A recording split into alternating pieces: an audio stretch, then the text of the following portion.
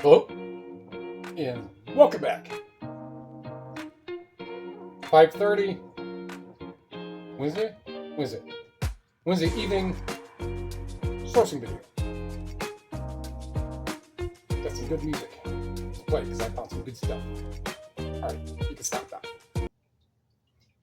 So I went down to transportation, a Value World, so then to Value World and Habitat and Randall.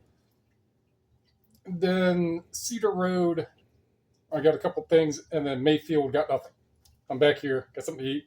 Video time. All right.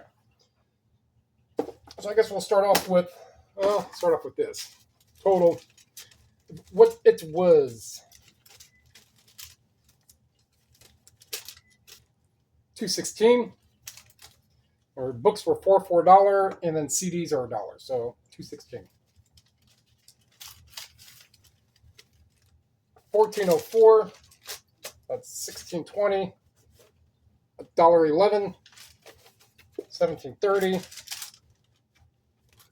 806. So $25.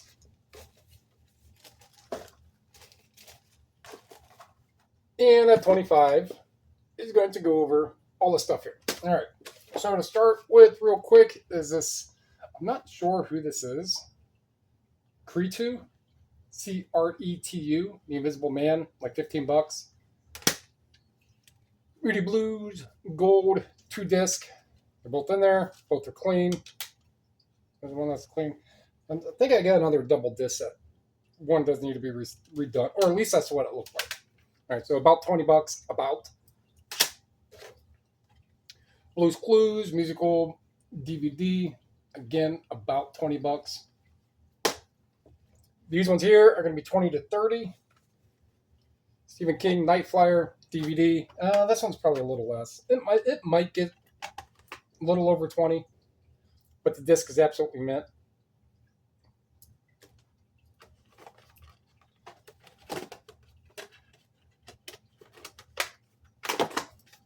This one I saw right at the very end when I was done. I was tucked behind another little stack, so I just grabbed it. It's a 2-disc Billie Holiday made by this Quadromania.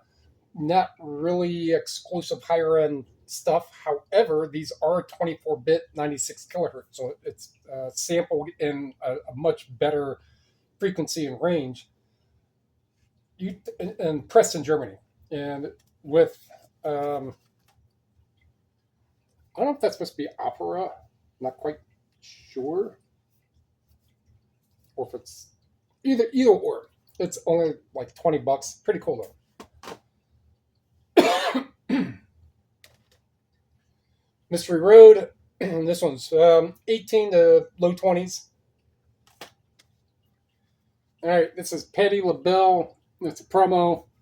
Patti LaBelle, when you've been blessed. Feels Like Heaven. It's a 4-track of that song. Promo.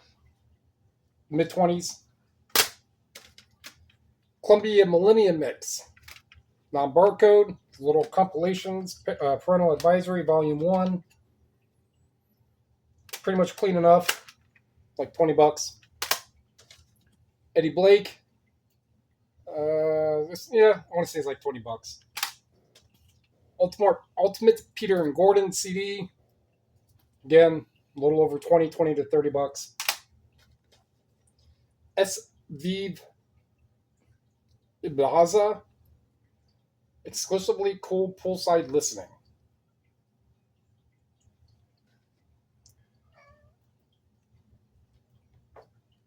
I have slightest idea of any of these. It was like a little 2-disc set with $25. Michael Stanley Band, back at you. I think I just sold one of these, or a different one. No, what was that, Michael? It was a Cabin Fever. I don't know. I remember if it was Michael Stanley or not.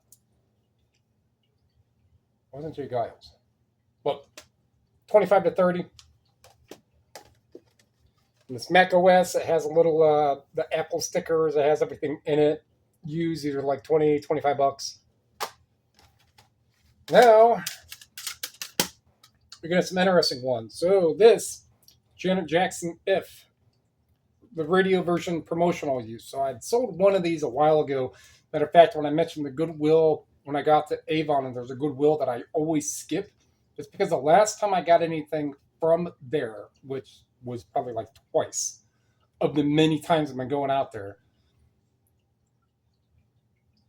the last time was when I got this CD, obviously a different copy. But they're like 50, $60, these radio edit ones. So I got these two to go together, which I really don't do too often, but definitely a name that I've never seen before. And I already had this one here, this Toa T. This is called GBI, German Bold Italic. These are mid 40s, upwards of $80 maybe. So it's well enough to where I could just grab this other one. This one is sought after more, or this one is listed more. This one is worth a lot more. Put the two together and get that $60, $70 out of it. This is Mary J. Blige, another promo. 1994 promotional CD. If you can see down here. I mean, if you just type in Asunder, it's on this disc somewhere. And Blige and Asunder, this comes up. They have to go into Terror Peak. 3 have sold. One, if I remember right, was like $40. Another one was $70, and another one was over $100. It does not have the front artwork. Can I still get $50, $60, $70 for it? Yep.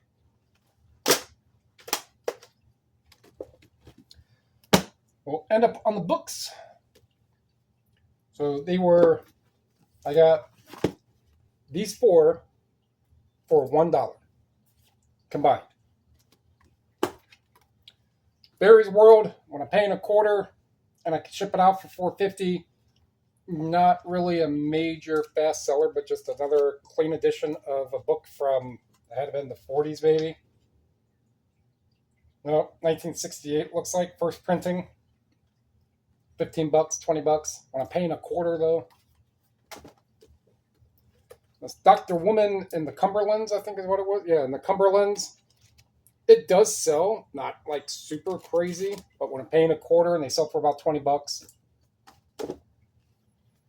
Here comes the interesting ones. All right, so this one is by Harry Knight, called Worm.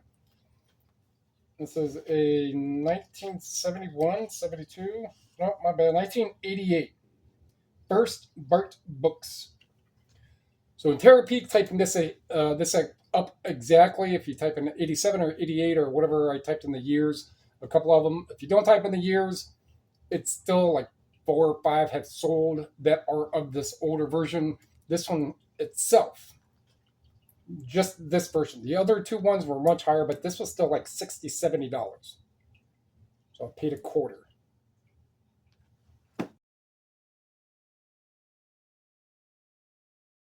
Another interesting one that I paid $0.25 for is the Name It and Claim It game for maneuvers, like maneuvers, but maneuvers for Wishcraft by Helen Hadsel. So these older ones, yeah, there's another one called like Reflecting, Reprising, Contrary, something. It's a whole other title right up here. Not those ones. These ones are anywhere from $80 to almost $200.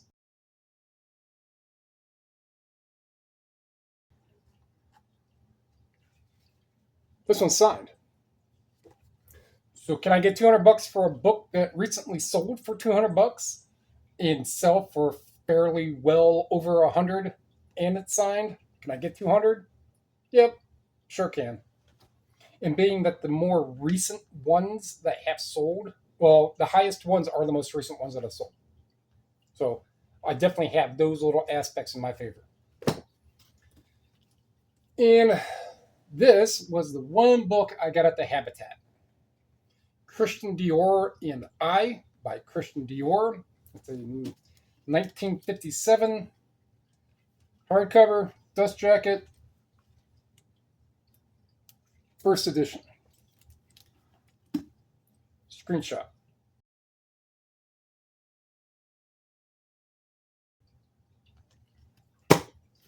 So in all, that was a pretty decent run. Didn't really the Goodwill, I got 13 things. If it wasn't for that, it was just a small spattering of stuff at each store.